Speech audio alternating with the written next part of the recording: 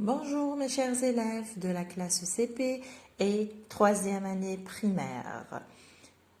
On se retrouve aujourd'hui pour une nouvelle vidéo de lecture du livre de Tauki et compagnie, méthode de lecture syllabique.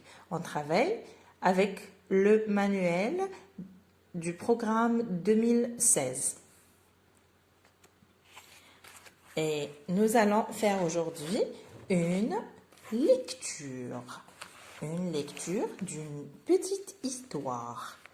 L'histoire a comme titre La grosse faim de petit bonhomme. La grosse faim de petit bonhomme. On lit l'histoire ensemble. C'est le matin. Dans la ville, il y a une rue. Dans la rue, il y a une maison. Dans la maison, il y a une chambre. Dans la chambre, il y a un lit. C'est un lit. Dans le lit, il y a petit bonhomme. Le voilà, le petit bonhomme. Il est bien dans son lit. On continue la lecture. Dans le lit, il y a petit bonhomme. Et dans petit bonhomme, il y a un ventre tout vide. Petit bonhomme sort de son lit, de son pyjama, et enfin de sa chambre. Il rentre dans ses habits. Ici, on a vu dans la précédente vidéo pourquoi on dit ses habits. Et descend à la cuisine. Il ouvre le placard. Il est vide. L'armoire, c'est une question, et elle est vide. L'armoire, elle est vide. La huche, elle est vide aussi.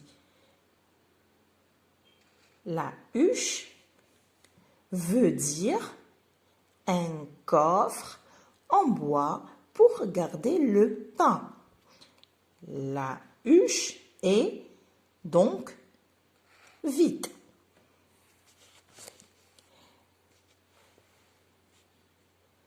La grosse faim de petit bonhomme, c'est une histoire de Pierre Daly, de l'édition Didier Jeunesse. Je vais vous poser quelques questions pour la compréhension de cette histoire. Qui est le héros de cette histoire? Qui est le héros de cette histoire? C'est bien petit bonhomme. Petit bonhomme, c'est le héros de notre histoire. Où est-il? Où est-il? Il est dans son lit. Très bien. Qu'est-ce qui est vide? C'est son ventre qui est vide. C'est le ventre de petit bonhomme qui est bien vide.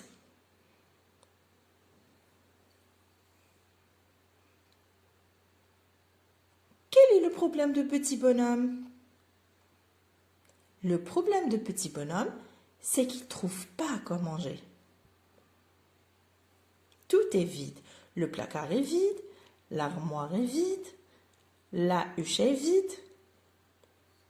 Donc, il ne trouve pas quoi manger.